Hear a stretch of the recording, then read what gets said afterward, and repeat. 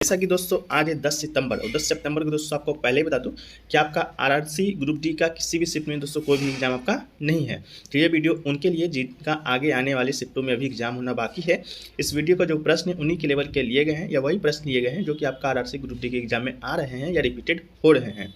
तो वीडियो को अंत तक देखिएगा और दोस्तों चैनल पर नए हैं चैनल को सब्सक्राइब कर लीजिएगा, नोटिफिकेशन बेल को भी ऑन कर लीजिएगा। इसका पीडीएफ दोस्तों टेलीग्राम चैनल पर मिलेगा, टेलीग्राम चैनल की लिंक डिस्क्रिप्शन बॉक्स में दिया रहेगा। तो चलिए शुरू करते हैं।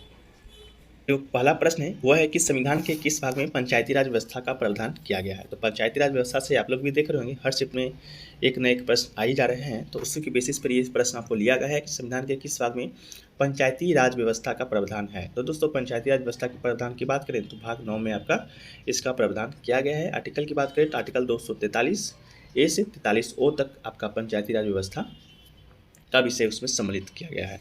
अगला दोस्तों पूछा गया है कि क्षेत्रफल की दृष्टि से इनमें से सबसे बड़ा महाद्वीप कौन सा है।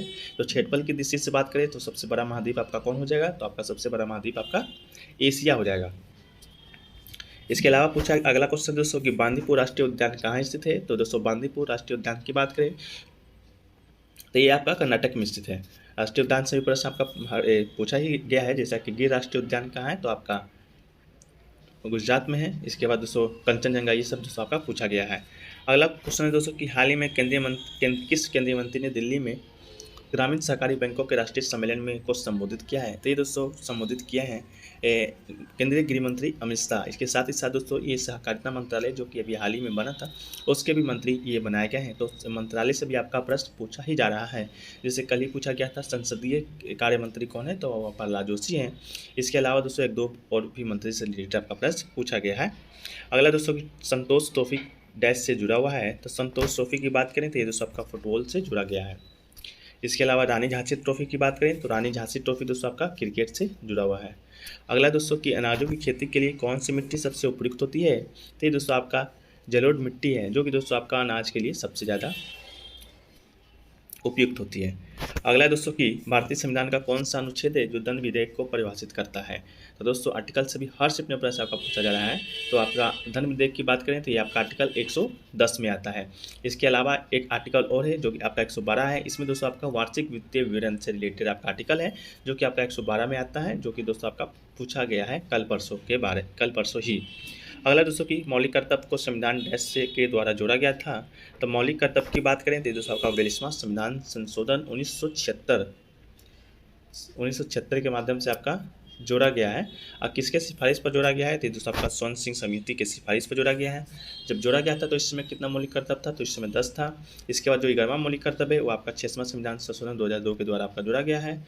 और ये किस देश से लिया गया है तो ये आपका रूस के संविधान से आपका लिया गया है। अगला क्वेश्चन दोस्तों महात्मा गांधी ने अपना पहला सत्याग्रह किस नगर से प्रारंभ किया था। तो महात्मा गांधी से रिलेटेड भी प्रश्न आपका पूछा जा रहा है। तो इसका जो राइट आंसर हो जाएगा चंपारण। इसके अलावा दोस्तों महात्मा गांधी से क्या क्या प्रश्न पूछा गया है, जैसे कि आपका असहयोग आंदोलन को वापस कौन लिया था, तो महात्मा गांधी लिया था।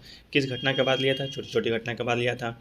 या कल ही पूछा गया है कि महात्मा गांधी ने पुना पैक्ट पर जो समझौता पे हस्ताक्षर किया है वो किसके साथ किया है, तो ये दोस्तों आपका भीमराव अम्बेडकर के साथ किया है। तो इस तरह के प्रश्न भी आपका पूछे जा रहे हैं। अगला दोस्तों तिलक ने 2016 में किस सन में अपना होम रूल बनाया था। तो दोस्तों तिलक ने आपका बेलगांव में 1916 में अपना होम रूल बनाया था। होम रूल की बात करें तो दो क्रांतिकारी जो थे वो बनाए थे, एक तिलक एक एनी बेसेंट बनाई थी आपका होम रूल। अगला दोस्तों की अभ्यास इंदिरा और भारत देश के बीच एक त्रिय अभ्यास है। तो दोस्तों इंदिरा जो आपका त्रिय अभ्यास है ये भारत और रूस के बीच का अभ्यास है। अगला दोस्तों कि मिस इंडिया वर्ल्ड वाइड 2022 का विजेता किसे घोषित किया गया है। तो दोस्तों आपका खुशी पटेल जी को घोषित किया गया है। इसके अलावा दोस्तों मिजोरम के निम्नलिखित में से किस त्योहार को स्ट्रॉ फेस्टिवल के नाम से जाना जाता है। तो दोस्तों स्ट्रॉ फेस्टिवल को आप पॉल कुट फेस्टिवल के नाम से भी जाना जाता है, जो कि दोस्तों आपका मिजोरम का फेस्टिवल है। अगला दोस्तों कि निम्नलिखित में से कश्मीर पर किस नदी पर विश्व का सबसे ऊंचा पुल बनाया जा रहा है। तो विश्व का सबसे ऊंचा पुल की बात करें तो ये आपका चिनाब नदी के ऊपर बनाया जा रहा है। अगला दोस्तों निम्नलिखित में से किसे भारतीय रेलवे का जनक कहा जाता है। तो भारतीय रेलवे के जनक की बात करें तो ये आपका लॉर्ड डलहौजी को कहा जाता है, क्योंकि दोस्तों इसी के कार्यकाल में प्रथम बार भारत में ट्रेन आपका चली थी मुंबई से थाने 1853 ईस्वी में।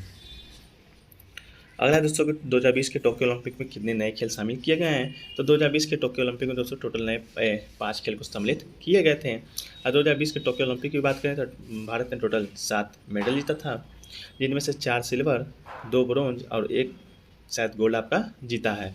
गोल्ड किसने जीता था? तो ये आपका नीरज चोपड़ा ने जीता है। अगला क्वेश्चन दोस्तों कि अगस्त 2022 में केंद्रीय सतर्कता आयुक्त के रूप में किसे नियुक्त किया गया है? तो केंद्रीय सतर्कता आयुक्त के रूप में दोस्तों आपका सुरेश एन पटेल जी को आपका नियुक्त किया गया है। अगला है दोस्तों जियोर्जी पेरिसी ने 2021 में नोबेल पुरस्कार जीता था, तो किस क्षेत्र में जीता है? तो जियोर्जियो पेरिसी की बात करें तो आपका भौतिकी विज्ञान के क्षेत्र में आपका 2011 में, तो 2021 में नोबेल पुरस्कार जीती हैं। अगला है दोस्तों कि विश्व का सर्वोत्तम मौलिक पर्वत डैश है? तो विश्व का सबसे जो नवीन मौलिक पर्वत है आपका हिमालय हो जाएगा राइट आंसर। इसके अलावा है कि राज्यसभा के सभापति की अनुपस्थिति में राज्यसभा का काम कौन संभालता है? तो राज्यसभा के सभापति की अनुपस्थिति में राज्यसभा का जो काम है वो दोस्तों राज्यसभा के उपाध्यक्ष संभालते हैं, डेप्टी चेयरमैन ऑफ राज्यसभा। अब बात करें राज्यसभा के सभापति कौन होते हैं? तो दोस्तों जो भारत के उपराष्ट्रपति होते हैं वो आपका राज्यसभा के सभापति होते हैं। भारत के उपराष्ट्रपति से कल ही आपका प्रश्न आया है कि हाल ही में कौन भारत के नए उपराष्ट्रपति बनाए गए हैं? तो आपका जगदीप धनखड़ जो कि बंगाल के राज्यपाल थे उनको उपराष्ट्रपति के तौर पर बनाया गया है। वहीं राष्ट्रपति की बात करें तो नया द्रौपदी मुर्मू जी को बनाया गया है। अगला है दोस्तों कि किस जलीय विलयन की पीएच अम्लीय हो जाती है उसे मिलाया जाता है? तो 0 से 7 पीएच वाला विलयन जो होता है दोस्तों आपका अम्लीय होता है, और 7 के बाद जो पीएच मान होता है वो आपका क्षारीय होता है। पीएच मान की वैल्यू की बात करें तो 0 से 14 तक आपका पीएच मान का वैल्यू होता है। ये भी प्रश्न आपका पूछा गया था कथन के तौर पर। अगला है दोस्तों कि ग्रेफाइट में कितने संयोजी इलेक्ट्रॉन होते हैं? तो ग्रेफाइट की बात करें तो इसमें 4 वैलेंस इलेक्ट्रॉन आपका होता है।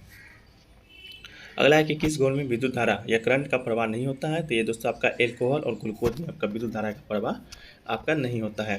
अगला है दोस्तों कि परमाणु भट्टी या न्यूक्लियर रिएक्टर में मंदक के रूप में किसका प्रयोग नहीं किया जाता है? तो परमाणु भट्टी की बात करें, न्यूक्लियर रिएक्टर की बात करें तो इसमें जो आपका बोरोन का जो उपयोग है आपका नहीं किया जाता है। मंदक की बात करें तो इसका जो कार्य होता है न्यूट्रॉनों की गति को धीरे धीरे कम कर देता है, और इसके लिए भारी जल ग्रेफाइट वैलियम ऑक्साइड प्रयुक्त किए जाते हैं। अगला है दोस्तों एनोडाइजिंग, एनोडीकरण प्रक्रिया में कौन सा अम्ल का उपयोग होता है? तो ये दोस्तों आपका सल्फ्यूरिक एसिड का प्रयोग होता है। अब बात करें एनोडीकरण की, ये क्या है? तो ये एक ऐसी प्रक्रिया है जिसमें विद्युत धारा का उपयोग करके किसी धातु की सतह पर स्थित प्राकृतिक ऑक्साइड के स्तर को और अधिक मोटा किया जाता है, इसे एनोडीकरण कहते हैं।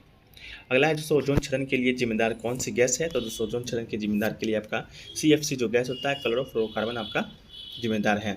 बात करें ओजोन क्षरण से रिलेटेड प्रश्न आपका क्या आया था? तो ये इससे प्रश्न जो आपका पूछा गया है, यह पूछा गया कि ओजोन क्षरण किस ईस्वी से स्टार्ट होना शुरू हो गया था? तो ये दोस्तों आपका 1985 ईस्वी से पहली बार पता चला था कि ओजोन आपका क्षरण हो रहा है। ओजोन दिवस की बात करें तो 16 सितंबर को आपका मनाया जाता है। अगला दोस्तों ZnSO4 किसका रासायनिक सूत्र है? तो दोस्तों व्हाइट वाइट्रोल का सफ़ेद विट्रियल यानी सफ़ेद तोता का आपका रासायनिक सूत्र है। अगला प्रोटीन पाचन के बाद किस में बदल जाता है? तो प्रोटीन पाचन के बाद दोस्तों आपका एमिनो एसिड में आपका बदल जाता है। अगला है कि शुद्ध कृमि या गोल कृमि में कौन सा तत्व नहीं पाया जाता है? तो आपका रेस्पिरेटरी सिस्टम आपका बिल्कुल राइट आंसर हो जाएगा, श्वसन प्रणाली। अगला है दोस्तों आपका कि दाद किस कारण होता है? रिंगवर्म। तो रिंगवर्म की बात करें तो आपका फंगस या कवक के कारण आपका होता है। अगला दोस्तों कि अम्लीय वर्षा का कारण क्या नहीं है? NH3N2NO। तो आपका जो अम्लीय वर्षा का कारण नहीं है आपका NH3 आपका नहीं है। इसके बाद है दोस्तों कि क्लोरोफिल फर्नेस में कौन सा तत्व पाया जाता है? तो क्लोरोफिल में आपका मैग्नीशियम पाया जाता है। अगला है जूल किसका मात्रक होता है? तो जूल दोस्तों आपका कार्य ऊर्जा का मात्रक होता है। इसके बाद NaCl का रासायनिक नाम क्या है? तो NaCl का रासायनिक नाम सोडियम क्लोराइड या साधारण नमक आपका NaCl का रासायनिक नाम है। इसके अलावा है कि राष्ट्रीय समुद्री विज्ञान संस्थान का मुख्यालय कहाँ पर स्थित है? तो दोस्तों आपका डोनापोला गोवा में स्थित है आपका राष्ट्रीय समुद्री विज्ञान संस्थान।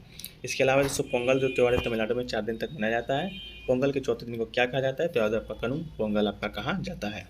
अगला दोस्तों कल्पक्कम परमाणु ऊर्जा संयंत्र कहाँ स्थित है? तो दोस्तों आपका तमिलनाडु में स्थित है। इसके अलावा नर्मदा नदी पर कौन सा बांध बनाया जा रहा है? तो नर्मदा नदी पर दोस्तों आपकी बात करें तो आपका सरदार सरोवर बांध बनाया जा रहा है। तो दोस्तों ये रहा आपका इंपॉर्टेंट प्रश्न जो कि आपके ग्रुप डी के एग्जाम में आने की संभावनाएं हैं। तो आज का वीडियो यहाँ बस समाप्त करते हैं। वीडियो कैसा लगा कमेंट सेक्शन में बताइएगा, और दोस्तों चैनल पर नए चैनल को सब्सक्राइब कर लीजिएगा। सब्सक्राइब करने में कोई पैसा नहीं लगता, नोटिफिकेशन बेल को भी ऑन कर लीजिएगा। तो मिलते हैं दोस्तों आपका नेक्स्ट वीडियो में, जब तक के लिए जय हिंद जय भारत।